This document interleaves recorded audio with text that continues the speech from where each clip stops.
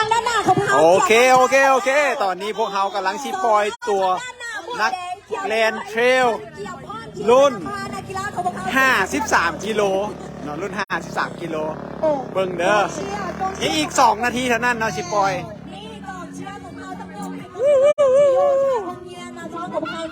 พวกเขามีพร้อมแล้วเนาะเดี๋ยว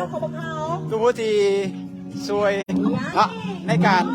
เพื่อแก่ปล่อยตัว this one โอเคนะใกล้ละจะปล่อยตัวแล้วนะใกล้ชิปล่อยตัวแล้วสำหรับนักคู่แข่งขัน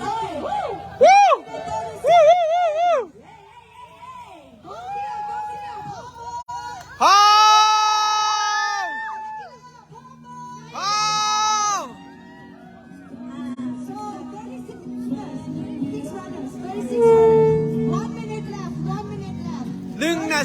1 นาทีเท่านั้น1 นาทีเท่านั้นกำลังชิปล่อยตัวนะปักล่าออกด้วยออกดูที่ขึ้นแล้วนึงไว้1 นาทีจะปล่อยตัวระยะ53 กิโลเมตรเนาะงานนี้บอกว่าบง่าย53 กิโลแลนเมื่อคืนเนาะเพื่อเข้าเส้นชัยแลนเมื่อคืนเพื่อเข้าเส้นชัยเล่นมืดคืนเพื่อเขาเส้นใสเนาะมีผู้กล้าเนาะมีผู้กล้าเข้ามาท่าทั้งหมดน่าจะอยู่ที่30 คนเนาะน่าจะอยู่ที่30 คนเท่าที่เห็นเดินด้วยตาเนาะ7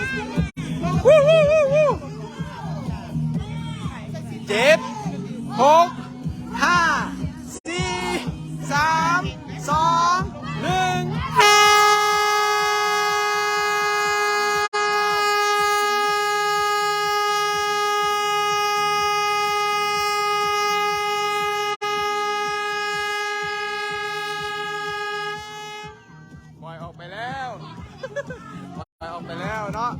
ปล่อยออกไปแล้วเนาะสำหรับไรเงี้ย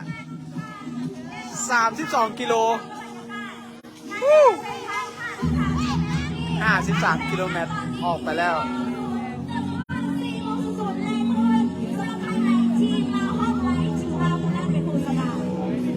เบิ่งน้ำกันมาเมื่ออื่นนี่ผู้ใดชีวิตคนเข้า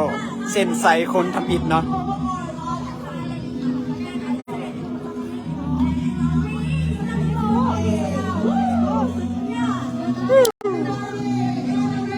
ตื่นเต้นแทนเลยสำหรับนักกีฬาที่เข้าร่วมแข่งขันแลนระยะ53 กิโลเมตรแล้วปล่อยตัวออกไปแล้ว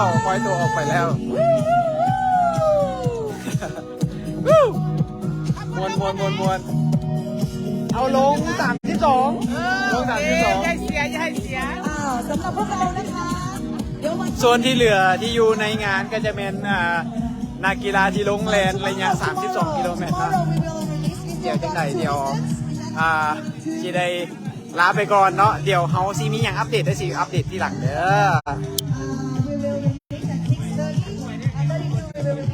อผสมหน้า32 กิโล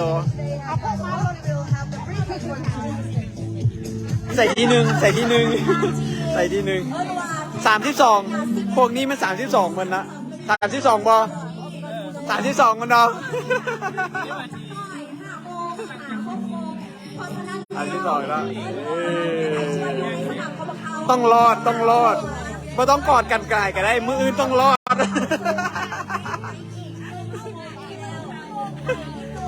ตู้ลง86ได้จากน้อยปล่อยตู่ตัดออกนะโอเคขอจบการไลฟ์เท่านี้ไปก่อนนะเดี๋ยวมืออื่นเขาจะอัปเดตกัน